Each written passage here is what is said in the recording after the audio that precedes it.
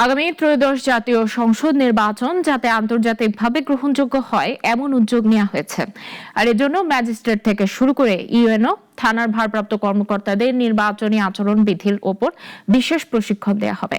পাশাপাশি সামাজিক যোগাযোগ মাধ্যমে গুজব প্রচারের বিরুদ্ধে টিমও গঠন করা হয়েছে।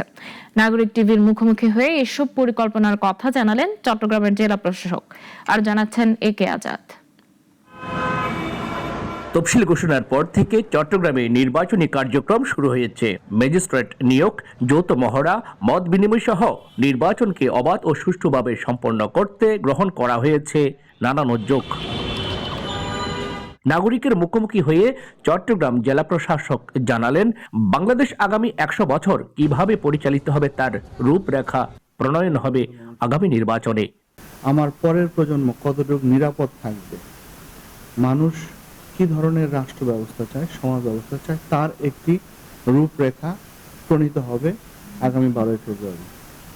সুতরাং যেহেতু আমাদের একটি নতুন একটি কাঠামো হিসাবে দাঁড় হবে আমাদের নতুন রাষ্ট্র, সেই জন্য আমাদের পরিকল্পনাটাও বিশদ।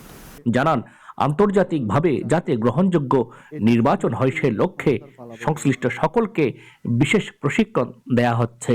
আমাদের এই নির্বাচনটিকে আন্তর্জাতিকভাবে এটি গ্রহণযোগ্য হলো কিনা, মানুষ উৎসবমুখর পরিবেশে ভোট দিতে পারলো কিনা, আমরা মানুষকে, আমাদের নাগরিককে এই মেসেজটা দিতে চাচ্ছি যে এটি শুধু আপনার কোনো চয়েস, দলীয় চয়েস নয়, এটি হচ্ছে আগামীতে এই বাংলাদেশ আপনি আমি কিভাবে নিরাপদ থাকবো তার একটি রূপরেখা।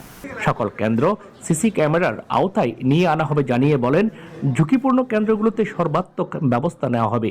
পাশাপাশি সামাজিক যোগাযোগ মাধ্যমে গুজব প্রতিরোধে টিম গঠন করা হয়েছে বলেও জানান জেলা প্রশাসক।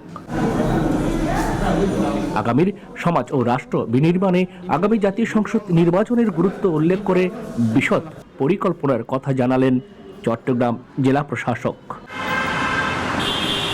একে আজাদ, নাগরিক, চট্টগ্রাম।